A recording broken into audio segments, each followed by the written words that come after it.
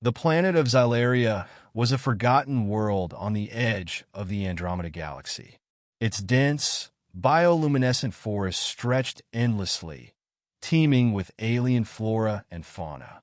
The trees towered like ancient sentinels, their leaves glowing faintly in hues of blue and green, casting an ethereal light over the landscape. It was a place of beauty, but also of danger. For Zara, a Xylarian woman of the Ketheri tribe, it had become a prison. Zara crouched low in the underbrush, her emerald skin blending with the glowing foliage. Her breath came in shallow gasps as she clutched her 3-year-old daughter, Lyra, close to her chest. The child's tiny hands gripped her mother's tattered cloak, her wide, silver eyes filled with fear. They had been running for days, ever since their tribe had been attacked by the ruthless Zorgans, a warlike species that had invaded Xylaria and enslaved its people. Zara and Lyra were the only survivors. The forest was their only refuge, but it was far from safe. Strange creatures lurked in the shadows, and the air was thick with the scent of decay and danger. Zara's stomach growled, a reminder that they hadn't eaten in days. She had managed to find some edible berries, but they were scarce, and she dared not venture too far from their hiding spot to search for more. "Mama, I'm scared," Lyra whispered, her voice trembling. Zara stroked her daughter's hair, trying to soothe her. "I know, my little star, but we must be brave. The forest will protect us."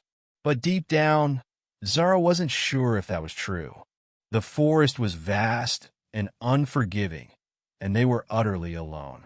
She had no weapons, no supplies, and no hope of rescue. The Ketheri tribe was gone, and the Zorgans would not stop until every last Xylarian was either dead or enslaved.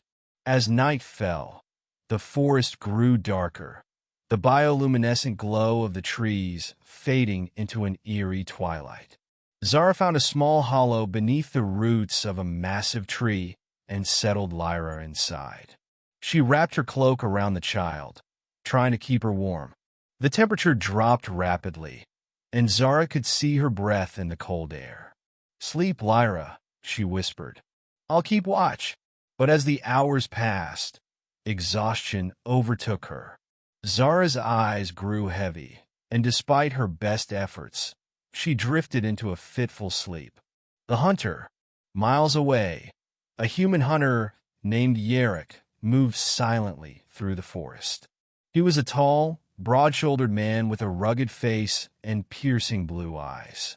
His dark hair was tied back in a loose braid, and his clothing was a patchwork of leather and metal scavenged from various alien species.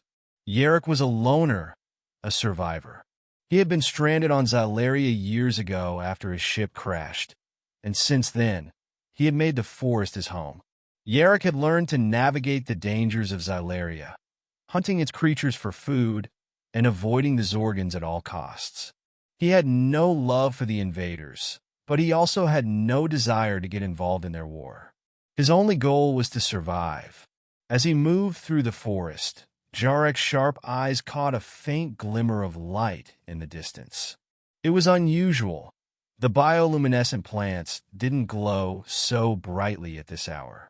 Curious, he approached cautiously, his hand resting on the hilt of his plasma knife.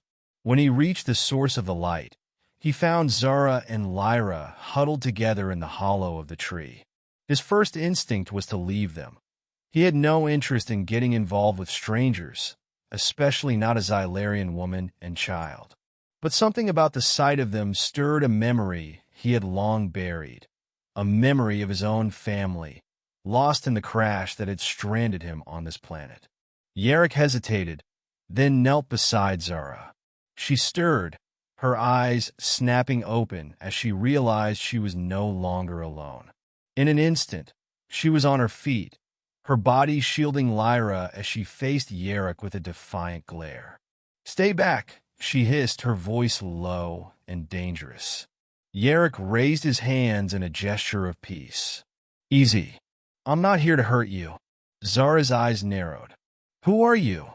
Name's Yerrick. I'm a hunter. I saw your light and came to investigate. Zara glanced at Lyra, who was peeking out from behind her mother's cloak. The child's silver eyes were wide with curiosity. We don't need your help, Zara said, though her voice wavered. Yerrick sighed. Look, I don't know what you're running from, but you're not going to last long out here on your own. The forest is dangerous, and the Zorgans are everywhere. Zara's expression softened slightly, but she remained wary. Why should I trust you? You don't have to, Yerrick said. But if you want to survive, you'll come with me. I have a shelter nearby. It's not much, but it's safer than this. Zara hesitated, then nodded. All right, but if you try anything, I won't, Yerrick interrupted. You have my word, the shelter. Yerrick led Zara and Lyra to his shelter, a small, camouflaged structure hidden deep within the forest. It was crude but functional, with a fire pit, a supply of dried meat, and a few basic tools.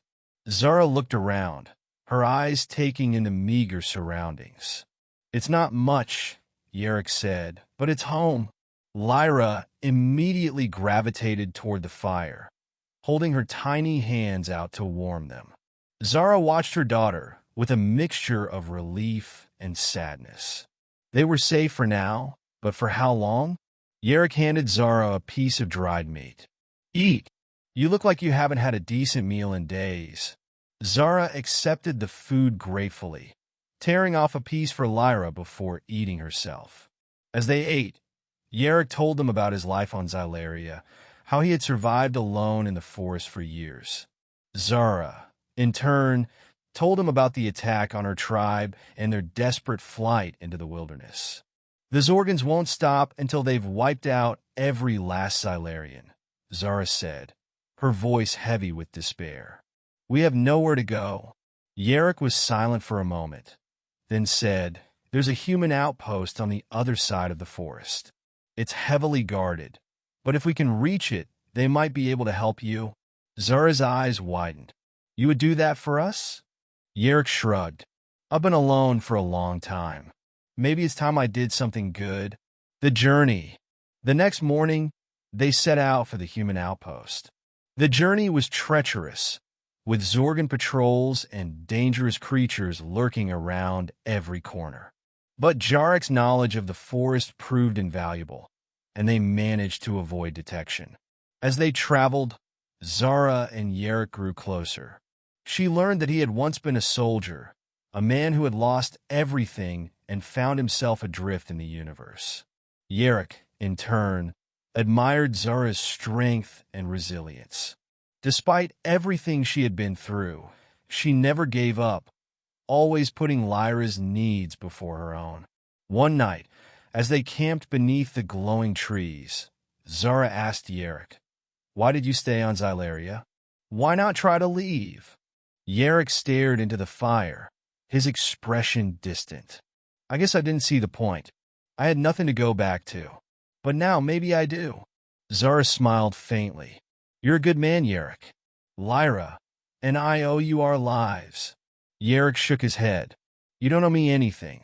I'm just doing what's right. The outpost. After days of travel, they finally reached the human outpost. It was a fortified settlement surrounded by high walls and guarded by armed soldiers. As they approached, a voice called out, Halt! Identify yourselves.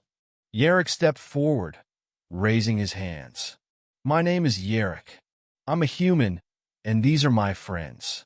We need help. The gates opened, and they were ushered inside. The outpost was a bustling hub of activity, with humans and aliens alike working together to resist the Zorgan invasion. Zara and Lyra were given food and medical attention, while Yerrick spoke with the outpost commander. We've been fighting the Zorgans for months, the commander said, but we're stretched thin. We could use someone with your skills, Yerrick. Yerrick glanced at Zara and Lyra, who were sitting together, their faces filled with hope for the first time in weeks. He knew what he had to do. I'll stay, he said, but on one condition. You protect them, no matter what. The commander nodded. You have my word.